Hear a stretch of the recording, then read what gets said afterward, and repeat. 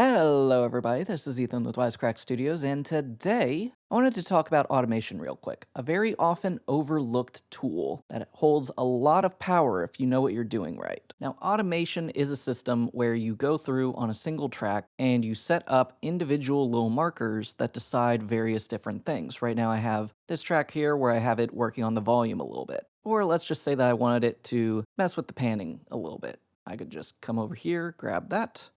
And then now it's all the way over on the left. Now I actually have to undo that because I did not want it like that. But the volume is exactly one of the most well-known ways of using automation. Panning, affecting plugins, etc., are all nice and good, but this one's sort of the go-to for most people if they're going to be using automation. And it really is for a reason. Now let me direct you to this little section right here that I have soloed. It's 3 different tracks that originally, one of them was going to be the lead guitar solo, but the lead guitarist just happened to be messing around, so I ended up recording this extra track, and we just thought that it sounded cool, so we left it in. I wanted to try to find a way to get them all to sit together well, but something that I was having an issue with was going through, they kind of just ran over each other. Let me go ahead and play that for you real quick without the automation, just so that you'll be able to see what I'm talking about.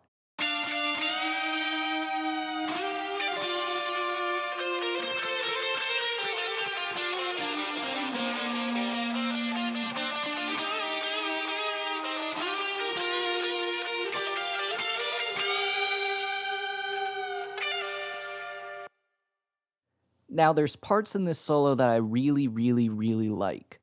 And there's parts in this solo that I really like. And I wanted for all of it to be able to come through effectively. But I was having quite the problem where, especially in that little middle section where this one moves a lot, that's where all the melody is sitting right here. So I was thinking to myself, how do I get these two to mix together in a good way? And ultimately, there was no real good answer. As far as EQing and such goes, they're effectively sitting in the same little area, so they're just going to run over each other more if I just try to EQ things away. I tried doing a parallel compressor on the single solo, and it worked, but not how I needed it to. And finally, the answer that I came to was just turn that section down only for that section. So what I ended up getting afterwards, if I can turn it back on, there we go. So what I ended up getting afterwards was something a bit more like this.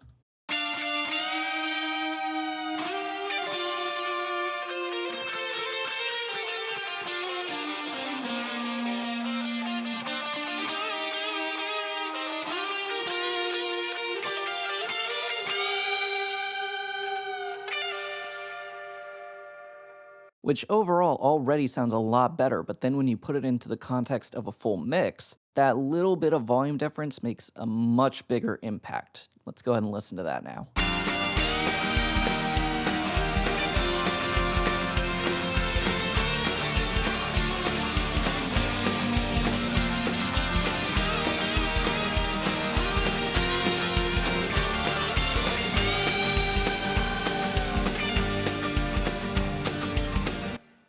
It allows itself to push back a little bit so that it's not so overbearingly loud, but it doesn't go away completely. It's not something that's in the forefront so much, giving these other guitar parts a second to breathe and be more in the forefront and play their melody. But at the same time, it's still there. A single person who's just paying attention can hear it. It's effectively having 2 guitarists playing slightly different solos at the same time, with one of them being a melody and one being a counter melody. Now, another way to use automation is to automate various sections so that they're louder and softer as you need them to be. Now, this organ part, it has 2 real ways that it plays. Now, the first of these is a much quieter, it's a more toned down, it's effectively just doubling the bass and giving some of that extra mid-rangey goodness that is going to allow that part to stick through a little bit better since the bass itself wasn't putting out too much of that originally. And that sounds a little something like this.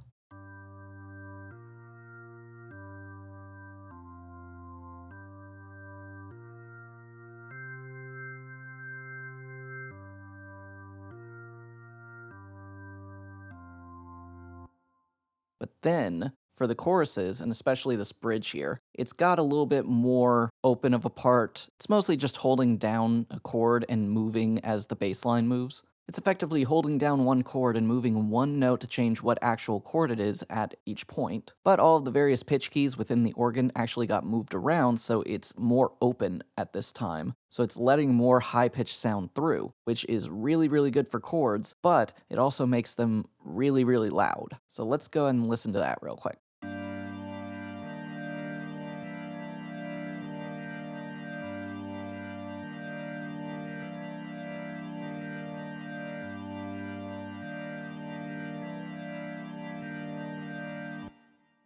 Now going more from that quiet, more holding down the bass section to this loud chord normally wouldn't be so easy, so I had to go in and automate to turn things down just enough that you could still hear the organ, but it wasn't going to suddenly come in out of nowhere compared to before where it was nicely sitting in the whole thing. And so because of that, it does increase in perceived volume a little bit, but it doesn't have as dramatic as an effect as it did before, so I'm able to balance things a little bit more easily than I could. Now on the flip side of this is going to be this vocal line right here. This is right in the bridge, and originally the singer wanted to improvise during each of the bridges just to add a little bit more flair. And this one I actually liked a lot, so I kept it. But there was a specific problem that I was having with it. And I'll go ahead and play it real quick so that you can hear what I'm talking about.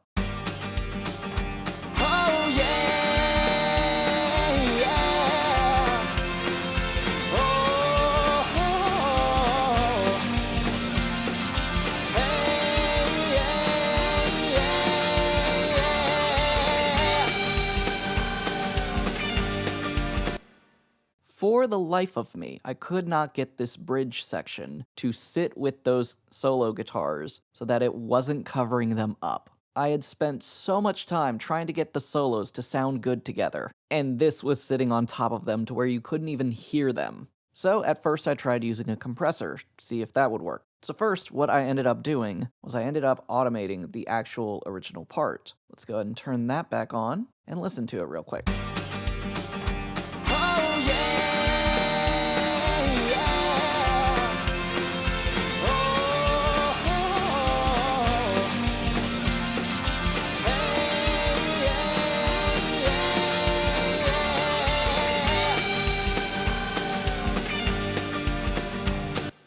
Now that's a little better, but I was still thinking to myself that sticks out a little bit more than I would still want it to. So I went over here and I added an automation specifically on this track right here so that it would mute the parallel vocal that I was doing. So through this song it has a parallel compressed vocal, but I've turned it off for this section specifically so that it won't stick out so much. So let's go ahead and listen to that together now.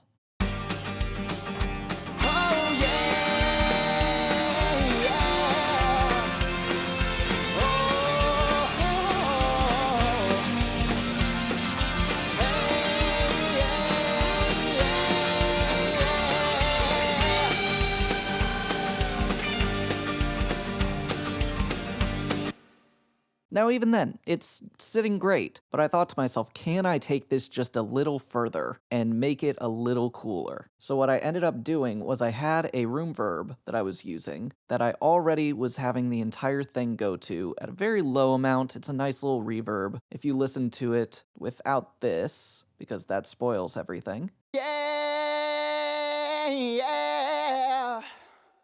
It's got a nice little bit of air to it without having just overbearingness. You don't hear it too much in the actual overall mix, and that's just how I wanted it for this.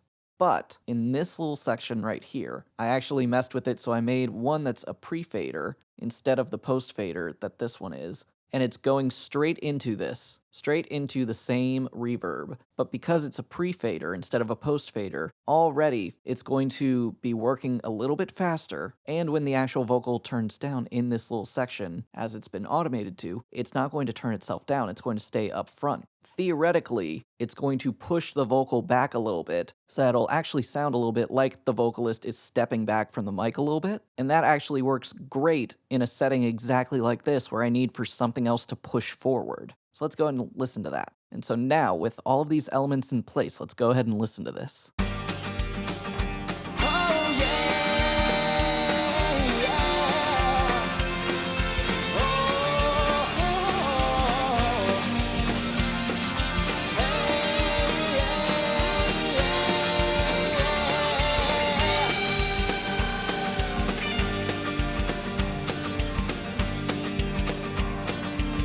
which is significantly better than where it started. Now, I'm going to go ahead and end this video here, but really, I could keep going on forever because automation is always going to be useful. I know the little trick that I used to add in a little bit of extra reverb, I've used it on a whole bunch of different songs. There's a little Foo Fighters drum trick that I love to use, etc., etc., etc. And if you want to hear about any of those, feel free to leave a comment about it. I am always looking for new things that people would be interested in hearing about. And if it's something that I know anything about, I will gladly make a video over it. If you liked this video and wanted to see more about automation, please go ahead and leave a like. It lets me know what you guys want to see. It helps me to organize the channel and what kind of videos I'm making just based on what you guys want to see. So hopefully I've just given you something that you can work with in the future. As for me, this has been Ethan with WiseCrack Studios, and I hope that you have a lovely day.